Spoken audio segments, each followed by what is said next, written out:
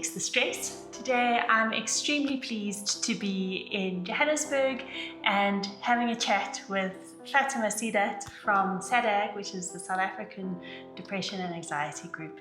Fatimah, thank you so much for your time and for chatting to us. And yeah, thank you very much. Hi, and thank you for making it all the way to Joburg for us. It's lovely to be here. Fatimah, just to kick off, I would really like to just understand what is SADAG and what do you guys do? Okay, so the South African Depression and Anxiety Group is a leading mental health NGO in South Africa. And what we provide is free, accessible mental health services that are telephonic. So we have free toll-free helplines that are run 24 hours. We also have WhatsApp chat lines that are open from 8 a.m. to 5 a.m. every single day. And then we have support groups that we run throughout the country, both in person and online, that you can join, and they have various topics, so you can choose what relates to you and join the support group. We also have 2 community outreach programs. They're both based in 2 township areas in Johannesburg. One is in Diepsloot, one is in Ivory Park. We call it the Counseling Containers of Hope, where we service the entire township community and its surrounds by doing free face-to-face counseling, running support groups, running awareness campaigns, and also trying to get the word of mental health out into those communities. At the same time, SADAG does awareness campaigns throughout the year. So we are leading advocacy and awareness organization as well, where we help people understand mental health better so that they can go out and get the help they need when they do need it. So you have really quite a broad operation. Mm-hmm. How many, you said that you have WhatsApp calls, WhatsApp lines, call centers. How many people's lives are you touching every day?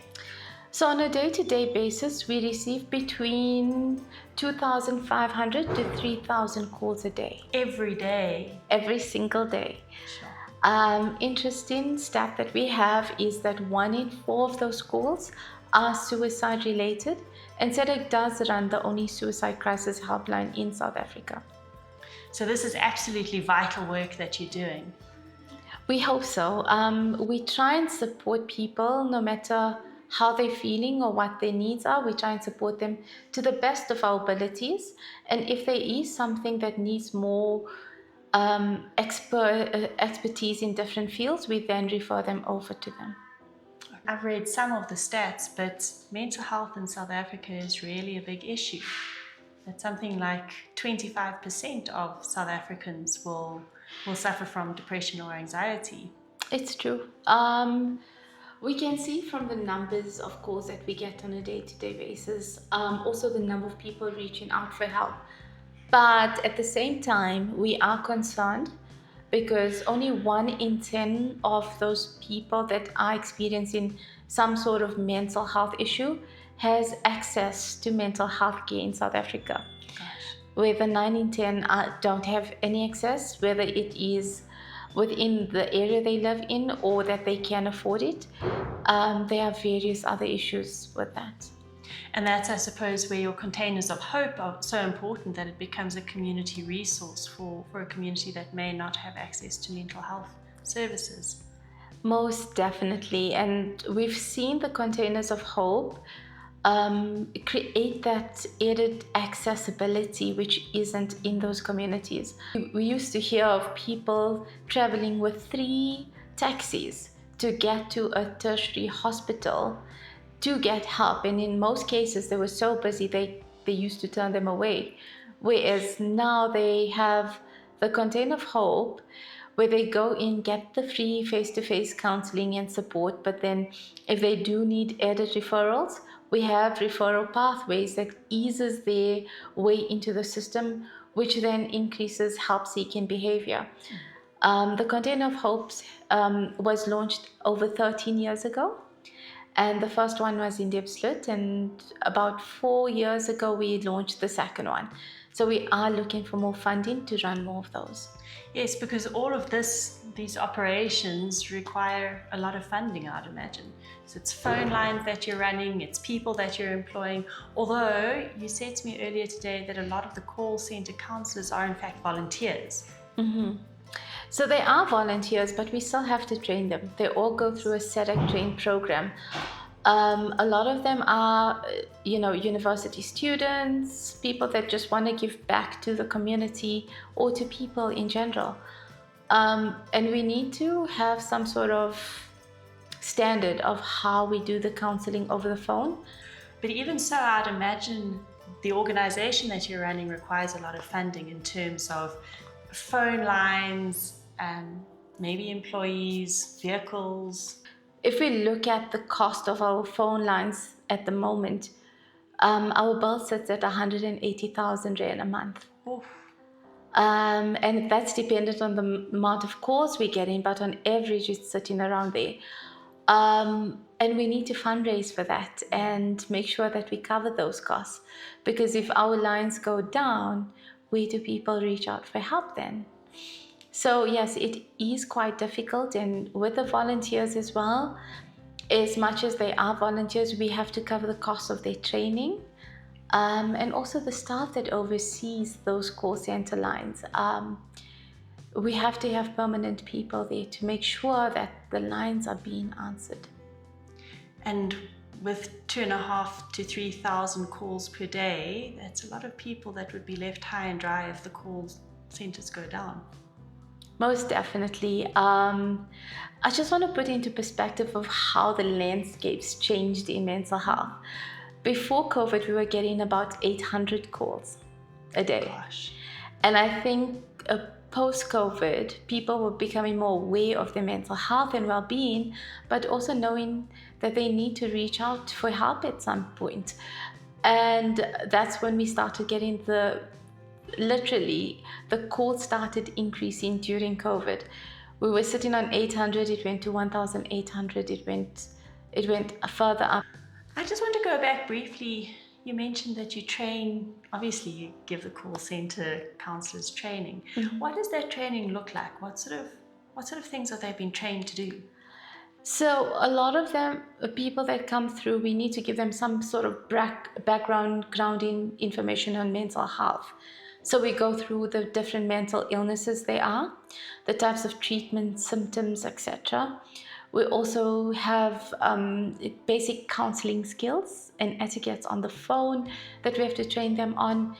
And then also, how do we go about with the referral pathways going forward?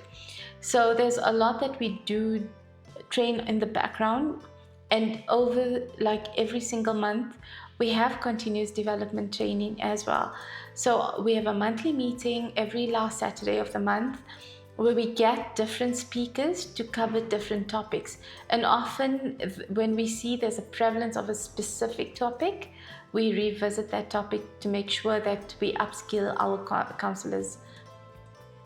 So it's an ongoing process. Mm-hmm. And if somebody out there is thinking, gosh, that sounds like something they'd like to do, can they get in touch with you to become a SADAG counselor?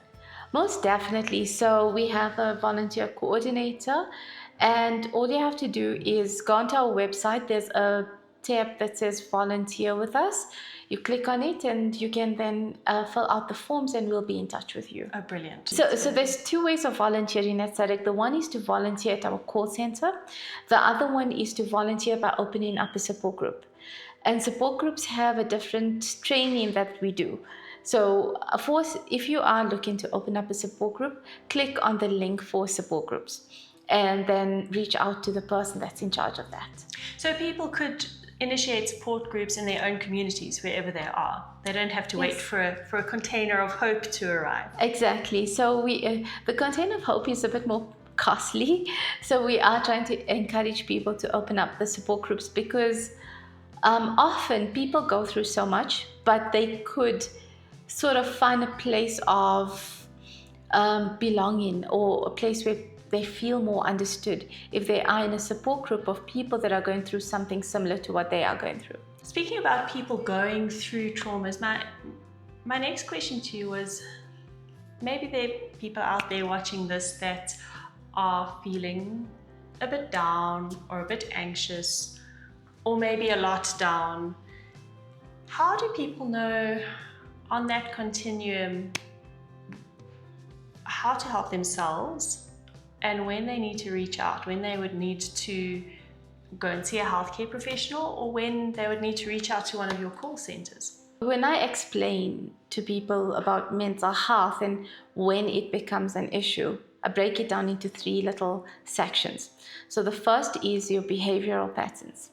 So when we talk about your eating patterns, your sleeping patterns, whether you still have the interest in what you used to have interest before, if you still that behavioral patterns and also taking care of your hygiene and the way you look, all of these things are telltale signs of if you are feeling mentally well or not. Because if we're not feeling well, very often we just feel like staying in pajamas the whole day and we'll be at home and we don't want to go out. We struggle with sleeping. So either we sleep too much or we sleep too little, or even, eating patterns change. So those are some of the things you look out for in your behavioral patterns. Then we look at your emotional well-being. So whether you're feeling extremely sad for a period of time, or whether you just feel hopeless and helpless, or for instance, you're feeling all the time very overwhelmed. Those are the emotional part of everything. Then we look at your productivity, and this is when you'll get the proper guideline that you need to go and reach out for help then. Because you have all these symptoms and so the behavioral patterns change, your emotional feelings can fluctuate. But what happens is after a period of 2 to 3 weeks, if those feelings and behavioral patterns are still not in sync of what it used to be, it starts having an impact on your productivity. And when things get impact your productivity, where you struggle to do your day-to-day chores, you struggle to finish tasks at work, you then know that it's time to reach out for help. And when you see that you're out of character for more than 3 weeks, go and seek help. I think that's very good advice, because people often don't want to feel that they've been alarmist, or they feel that somebody else's life is much worse than theirs. But I think it's helpful to have a trigger of actually now's time to go and call for help. And in fact, your lines make it so easy and so anonymous to ask for help that and even you said that you've got the WhatsApp chat line, that people don't even need to physically speak to somebody. They could send a WhatsApp message and get help that way. I think it's about finding comfort wherever you are seeking help. So certain people would feel comfortable speaking to a friend or a loved one, whereas some others would feel more comfortable going to their GP and chatting to them. And if people just feel like there's so much stigma around mental health and well-being still, so reaching out may be a bit more difficult for others. So reach out to the call center where you can stay anonymous, or you can speak to someone that you don't know, will never probably see, and they'll be able to relate with you, which is important. At the same time, I think the support groups are so important, because often we find that, yes, we go and we reach out for help, but then there's no way of maintaining that well-being. And the way we maintain well-being is through a support group, which is so important. And that's why it's so important that people volunteer to start their own support groups around the country. Definitely. And also different topics. So we could have how your diagnosis with cancer has an impact on your mental health and well-being. There's fibromyalgia support groups. There's support groups don't only have to be about mental health, because we all know that when you have physical illness, it impacts your mental health. So support groups help regulate your mental well-being during testing times, which is important. So with this background conversation, I'm incredibly excited that we're going to partner with SADAG. X the Stress is going to be partnering with SADAG. And as the campaign goes on, we're going to start various crowdfunding options, information sharing options, and so that through the running of the Marathon des Sables, I can try my little part in supporting the amazing work that you and the organization are doing. So thank you. No, we have to say thank you to you, because partnering with people like you that are so passionate about mental health and well-being, and making sure that we are able to continue the services that we offer, that is incredibly admirable. So we are in awe of you for doing such an amazing initiative, and we will be able to support you. Wonderful. Thank you so much for your time. Thank you. Thank you for watching, everybody. If you'd like to see some more of the adventures, please do share or follow the social media. Cheers. Bye.